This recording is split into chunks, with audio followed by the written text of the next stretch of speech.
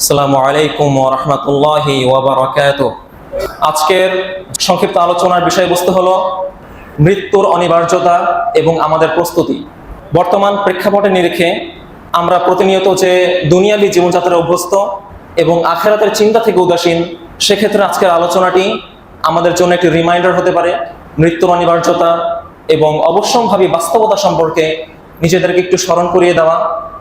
আশা করা যায় এতে আমাদের চিন্তা শক্তি জাগ্রত হবে, অর্থাৎ আমরা মৃত্যু পরবর্তী জীবনের জন্য কতটুকু প্রস্তুতি গ্রহণ করছি, আমরা যে আলটিমেট উদ্দেশ্য অর্থাৎ আখিরাত, যে উদ্দেশ্য নিয়ে মহান আল্লাহ সুবহানাহু ওয়া তাআলা আমাদেরকে দুনিয়াতে প্রেরণ করেছেন, সেই উদ্দেশ্য আমাদের জীবনে কতটুকু বাস্তবায়িত হচ্ছে, এই ব্যাপারটুকু নিজেদেরকে স্মরণ করিয়ে দেওয়া। ওয়াযাক্কির ফাইন্না যিকরা তানফাউল মুমিনিন, আর তুমি স্মরণ করিয়ে দাও, কেননা স্মরণ করিয়ে দেওয়াটা মুমিনের জন্য উপকারী। আর এই বিষয়টি কারো অজ্ঞাত নয় যে মৃত্যু চূড়ান্ত, মৃত্যু অনিবার্য, এটি ঘটবেই। আমাদের প্রত্যেকের মৃত্যুর আয়ু নির্ধারিত এবং এটি একমাত্র চরম সত্য যেটা আখিরাতের সাথে সরাসরি সম্পর্কিত। অর্থাৎ যেই সময়ে একজন ব্যক্তি মারা যায়, সেই সময় থেকেই তার কিয়ামত শুরু হয়ে যায়। কেন? কারণ যেই মুহূর্তে একজন ব্যক্তি মারা যায়, সেই মুহূর্ত থেকে তার সামনে জগতের সমস্ত রহস্য উন্মোচিত হয়ে যায়। সে ফেরেশতাদের দেখতে পায়, সে কবরের আযাব সম্পর্কে টের পায়, সে আখিরাতের চরম বাস্তবতা, কঠোর বাস্তবতা সম্পর্কে সে টের পায়। এই জন্য রাসূলুল্লাহ সাল্লাল্লাহু আলাইহি ওয়াসাল্লাম বলছেন, মান মাতা ফাকাদ কামাত কিয়ামাতুহু, যে ব্যক্তি মারা গেল তার কিয়ামত তখন থেকেই অনুষ্ঠিত হলো। এবং এই হাদিসটির আরেকটি ব্যাখ্যা হচ্ছে, যে ব্যক্তি মারা গেল সেই ব্যক্তির এই দুনিয়াদারির সমস্ত হিসাব নিকাশ চুকিয়ে গেল।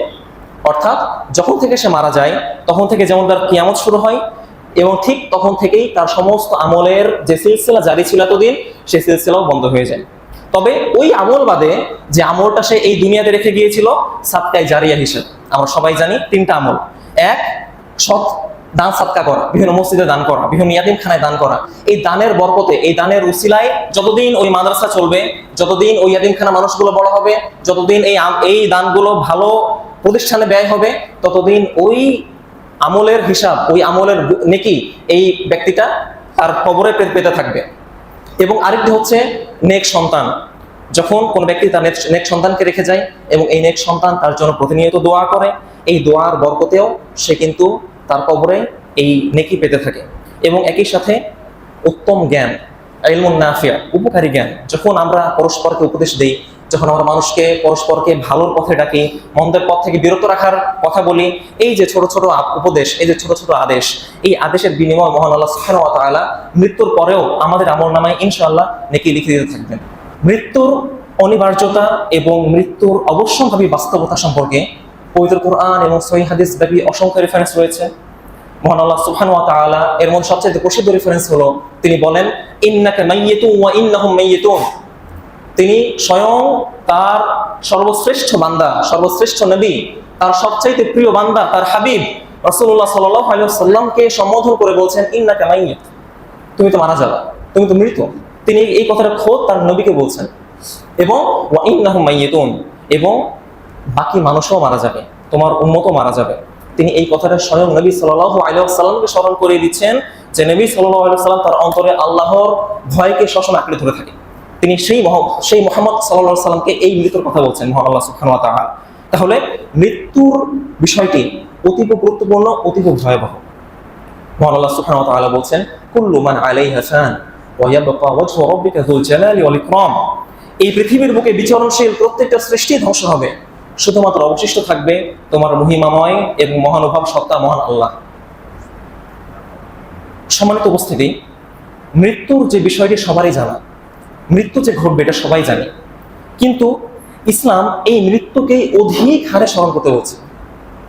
ইসলাম আমাদেরকে বারবার বলছে, তুমি মৃত্যুকে স্মরণ করো, তুমি কবরের আযাবকে স্মরণ করো, তুমি তোমার আলটিমেট ঠিকানাকে ভুলে যেও না, এবং তা হচ্ছে কবর। আমাদের প্রত্যেকের আলটিমেট ঠিকানা কবর।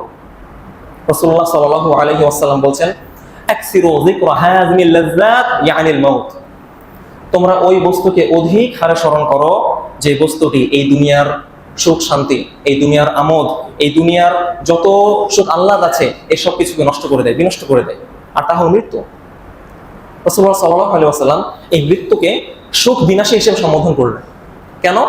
কারণ আমরা মানুষ হিসাবে মৃত্যুর সত্যতা সম্পর্কে জানি, কিন্তু মৃত্যুর পরবর্তী বাস্তবতা সম্পর্কে জানি না। অথচ ইসলাম মৃত্যুকে কেবলমাত্র কবরে দাফন পর্যন্তই সীমাবদ্ধ করে না, বরং ইসলামের দৃষ্টিকোণ থেকে মৃত্যু হচ্ছে একটা গেটওয়ে, অর্থাৎ আখেরাতের জগতে প্রবেশের একটা সেতু বা একটা মাধ্যম মাত্র, এটা শেষ নয়। অর্থাৎ সাধারণ মানুষের চিন্তায় বা বিশেষ করে নাস্তিকদের চিন্তায় মৃত্যুই শেষ, মৃত্যুই চূড়ান্ত। তারা বলে মৃত্যুই শেষ, যখন মৃত্যু হবে আমাদের দেহ মাটির সাথে মিশে যাবে এবং তারপর আর কোনো হিসাব নিকাশ নাই, কোনো আমলনামা নাই, কোনো জবাবদিহিতা নাই। অথচ ইসলামের দৃষ্টিকোণ থেকে মৃত্যু হচ্ছে জাস্ট আ বিগিনিং, একটা শুরু মাত্র, একটা নতুন অধ্যায়ের শুরু। আমরা যেই দুনিয়াতে আছি এবং আমরা যে ধারণা করছি যে দুনিয়াটাই শেষ, সেখানে ইসলাম বলছে এই দুনিয়াটা এখনো শুরুই হয় নাই, মৃত্যু থেকে শুরু হবে তোমার আসল জীবন। এটা হচ্ছে ইসলামের ফিলোসফি। রাসূলুল্লাহ সাল্লাল্লাহু আলাইহি ওয়াসাল্লাম থেকে একটি রিওয়ায়াত পাওয়া যায়, যেটি তিরমিজিতে বর্ণিত আছে। রাসূলুল্লাহ সাল্লাল্লাহু আলাইহি ওয়াসাল্লাম বলছেন, আল কাইয়িসু মান দানা নাফসাহু ওয়া আমিলা লিমা বা'দাল মাউত ওয়াল আজিজু মান আতবা'a নাফসাহু হাওয়াহা ওয়া তামান্না আলা আল্লাহিল আমানি। রাসূলুল্লাহ সাল্লাল্লাহু আলাইহি ওয়াসাল্লাম দুইজন ব্যক্তির কথা বলছেন, যার মধ্যে একজন ব্যক্তি হলো বুদ্ধিমান এবং অপর ব্যক্তি হলো নির্বোধ বা বোকা। তো তিনি বলছেন যে বুদ্ধিমান ব্যক্তি হলো সেই যে নিজের নফসের হিসাব গ্রহণ করে, যে নিজের নফসের হিসাব গ্রহণ করে এবং মৃত্যু পরবর্তী জীবনের জন্য আমল করে, এই ব্যক্তিটা হলো বুদ্ধিমান। পক্ষান্তরে নির্বোধ ব্যক্তি হলো সেই যে নিজের নফসের বা নিজের আকাঙ্ক্ষার অনুসারী, নিজের